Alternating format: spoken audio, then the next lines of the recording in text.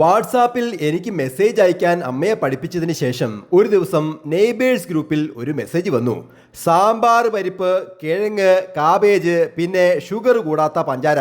പിന്നെ എനിക്കുള്ള മെസ്സേജുകൾ പല ഫാമിലി ഗ്രൂപ്പിലേക്കും പോയത് ഞാൻ കണ്ടു. ഞാൻ ഉടനെ സകല പണിയും മാറ്റിവെച്ച് അമ്മയെ കണ്ണാടി മാറ്റാൻ കണ്ണാടി കടയിൽ കൊണ്ടുപോയി ടെസ്റ്റ് ചെയ്തു.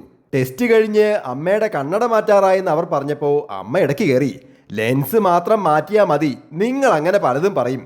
എനിക്കത് കേട്ട് ദേഷ്യം വന്നു. ആ ഫ്രെയിം പഴയതായില്ലേ, പുതിയതൊരെണ്ണം വാങ്ങാം. സ്വകാര്യം പറയാൻ അറിയാത്ത അമ്മ തിരിച്ചും ചൂടായി, എടാ ഇവര് ചുമ്മാ കാശ് മേടിച്ചെടുക്കാനുള്ള അടവല്ലേ, പുതിയ ഫ്രെയിം വേണ്ട. കണ്ണടക്കടയിലെ സ്റ്റാഫ് അത് കേട്ട് വല്ലാതായത് ഞാൻ കണ്ടു. ഞാൻ നിർബന്ധിച്ച് പുതിയൊരു കണ്ണട ഫ്രെയിം നോക്കാൻ തുടങ്ങി. പരിഷ്കാരം തോന്നിക്കുന്ന ഫ്രെയിമുകൾ വെച്ച് നോക്കിയപ്പോൾ അമ്മയ്ക്കൊരു താല്പര്യം തോന്നിയെങ്കിലും അത് പുറത്ത് കാണിക്കാതെ പിറുപിറുത്തു, ചുമ്മാ കാശ് കളയാനുള്ള ഓരോ പണികൾ നോക്കണേ. അവസാനം അവർ 2 ബോക്സുകൾ അമ്മയ്ക്ക് നേരെ നീട്ടി. പഴയ ഫ്രെയിമിലും ലെൻസ് മാറ്റിയിട്ടിട്ടുണ്ട്, അതിന് കാശ് വേണ്ട കേട്ടോ.